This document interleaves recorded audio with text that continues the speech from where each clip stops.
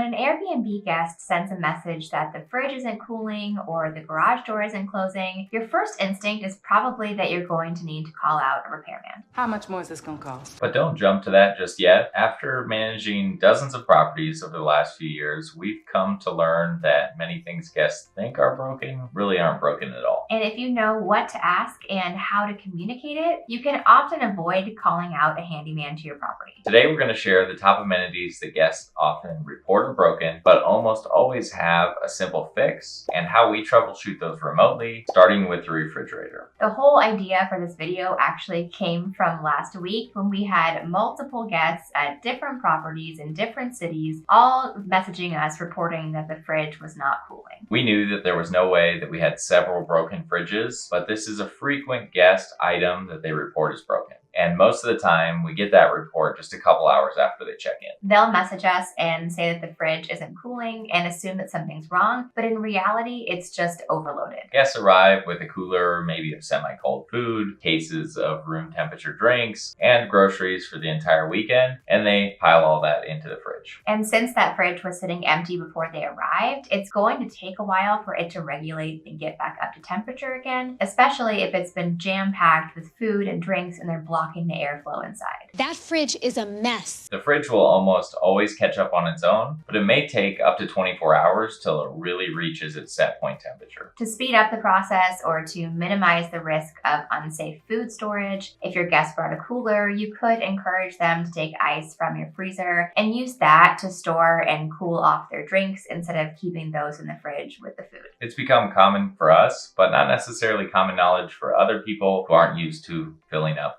empty fridges with lukewarm food. Most of the time, it's just going to come down to understanding how things work, and the same goes for the next item on our list. Garage doors are not something on the surface you might expect guests to struggle with, but we get way more messages about garage doors than you might expect. Either the door won't open or it won't close, and both of those things sound like a potential big issue, but in reality, it's usually a pretty easy fix. When a guest tells us they can't open the garage, the first thing we usually ask is if they see lights when they're pressing the buttons on the keypad. If they see none, then maybe that keypad has gone dead, or maybe they're intermittent, so that's a sign the battery could be dying. But most of the time, it's usually because they're just not pushing the buttons deliberately, or they're rushing through it, or they get frustrated if it doesn't work the first time and just start jamming buttons. And we're not just making this up. Usually, if they say they're having an issue, we check the camera and we see them jamming the buttons. Or they forget to press the enter button, which we call out in the check-in instructions. There's a long list of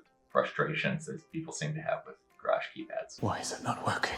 Some keypad models are more susceptible to this than others, so the ones that we know might have issues, we include a reminder in our check-in instructions to take it easy, slow down, deliberately press those buttons, what to press after the code, like the enter or the up and down button, give the guests as clear a picture as possible on how to get the job done. So that's if the garage door won't open, but if the garage door won't close, there are a few likely culprits. The first thing is to check that nothing is blocking the safety sensors, which are on the bottom of the track on the other side of the door. These seem like common knowledge things for us, but some guests have never seen them before, I guess, or touched them. And at our San Diego property, we often get guests throwing beach gear into the garage, and then there's a boogie board blocking one of the sensors and it won't close. Sometimes that sensor has been bumped slightly and is a little bit misaligned. This can happen easily if someone just nudges it with their suitcase when they're wheeling things in and out of the garage. And at a couple of our properties, we've discovered that the sun shines just at the perfect angle for just a certain time of year, certain time of day, but when it is shining in the sensor, it trips it and the garage door will not close. Well, that's bright.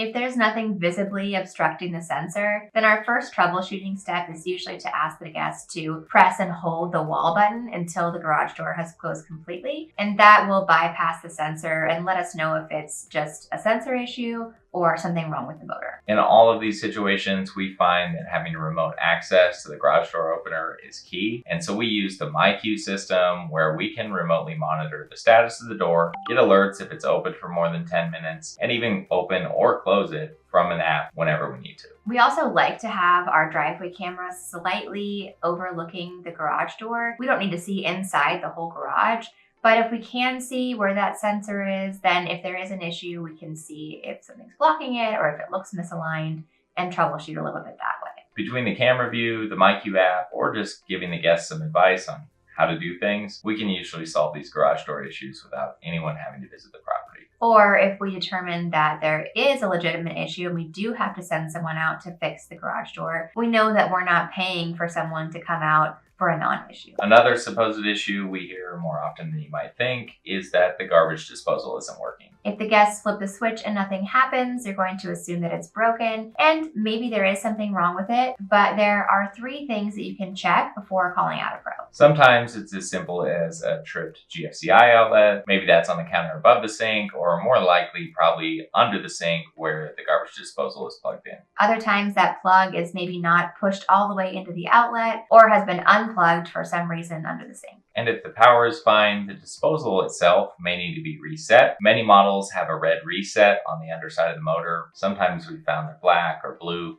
but often there is a reset button. It's easy once you know that it's there, and it fixes the problem most of the time. So that's if there seems to be no power to it. If the guest turns it on and they can hear it making some noise, but it's not spinning, there is a trick that you can try before calling out a pro if you're local and can go over to the house. Most models have an Allen socket on the underside of the motor. It's connected to the motor shaft, and you can use an Allen wrench to manually turn the motor to free whatever clog or jam is causing the thing not to work. And after that, you should be good to go. There are some models though that don't have that Allen socket on the underside, but you can manually turn those with a special wrench from the top side. That'll also free the jam. Both of these tools are cheap. We'll link them in the description box below.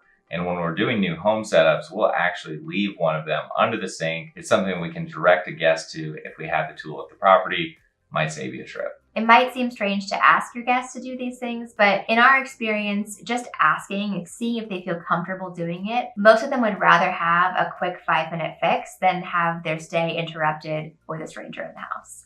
Easy peasy. Thermostat issues are another one that we hear all the time, especially in our desert markets. Guests will message saying that the AC doesn't appear to be cooling as it should. And in most cases, the system is working just fine. It's just a misunderstanding about how thermostats work or how long it takes to cool down houses in real desert heat. The most common issue that we see is a guest accidentally turning on heat mode instead of cool mode. This happens a lot, especially with the Nest thermostats. Nest thermostats work fine, but they can be tricky for people to figure out who've never used them before. The user interface really isn't that intuitive, especially maybe for non-technologically inclined people. So that's why we like the simple and easy to use interface of the Sensi thermostat.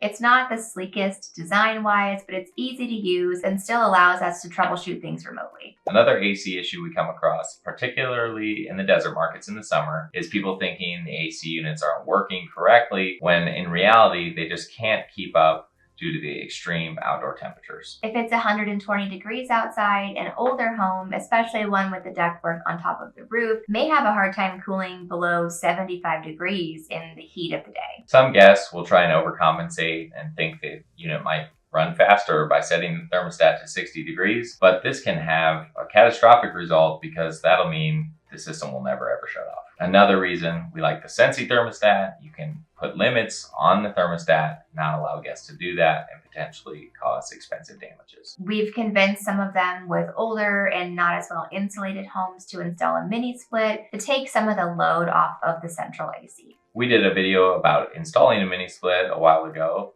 They're great, they're cheap, they're very efficient. We'll link that video in the description box below if you want to check that out next. Wi-Fi is another common issue that a guest will reach out about, but in reality, true internet outages are rare. What we see more often are connectivity issues with the guest device. Maybe they typed in the password wrong. Maybe they need to forget the network and rejoin it. Or maybe one particular device is having issues while everything else on the network is working correctly. Why is this phone not working? We like to install mesh router systems like the Orbi system instead of using the standard router that comes from your internet service provider, and these can come in handy in situations like this. We can log into these mesh systems remotely and check which devices are online, including maybe our smart home equipment, not just guest devices. If everything else on the network is working, then we can point the guest back to their own device and say, hey, probably an issue with that. Try restarting it. oftentimes that solves the problem. Another nice thing about the mesh router systems is the ability to run speed tests remotely. So if a guest is saying that there does seem to be issues, we can run a quick speed test and screenshot it and send it over to them. Or see if it does seem like it's moving slow and maybe we need to do a router restart. Lastly, if there does seem to be an issue, we can initiate a reboot command to the router remotely. It restarts, everything should reconnect and